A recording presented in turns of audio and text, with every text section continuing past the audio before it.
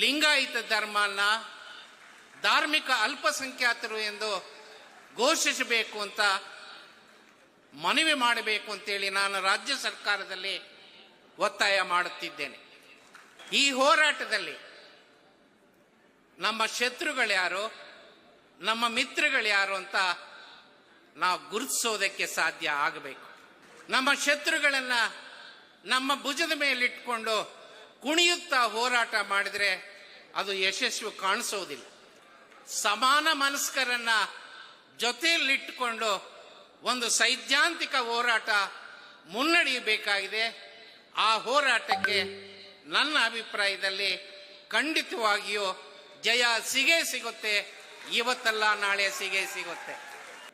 ಶ್ರಮಜೀವಿಗಳು ರಾತ್ರಿ ಹಗಲು ದುಡಿದರು, 2 ಹೊತ್ತು ಊಟ ದಕ್ಕಿಸಿಕೊಳ್ಳೋದಕ್ಕೆ ಸಾಧ್ಯವಾಗುತ್ತಿರಲಿಲ್ಲ.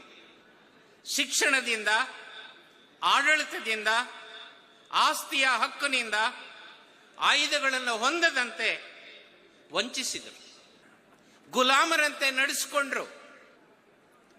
ಇಂತಹ ಕ್ರೂರ ವ್ಯವಸ್ಥೆಯ ವಿರುದ್ಧ, ಅಮಾನವೀಯ ಸ್ಥಿತಿಯ ವಿರುದ್ಧ ಎದ್ದ ಧ್ವನಿಯೇ ವಚನ ಚಳವಳಿ.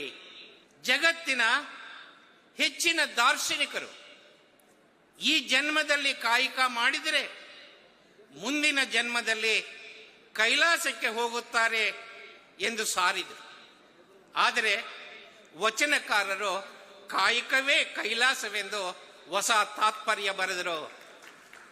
ಬಹುಶಃ ಜಗತ್ತಿನ ಯಾವ ಧರ್ಮದಲ್ಲೂ, ಯಾವ ನಾಗರಿಕತೆಯಲ್ಲಿ, ಯಾವ ಸಂತರು ಕೂಡ ಇಂಥ ಮಹತ್ತರ ವಿಚಾರಗಳನ್ನು ಕಾಯಕಕ್ಕೆ, ಶ್ರಮಿಕರ ಬಗ್ಗೆ ಹೇಳಿಲ್ಲ ಅಂತಕ್ಕಂಥದ್ದು ನನ್ನ ಅಭಿಪ್ರಾಯ.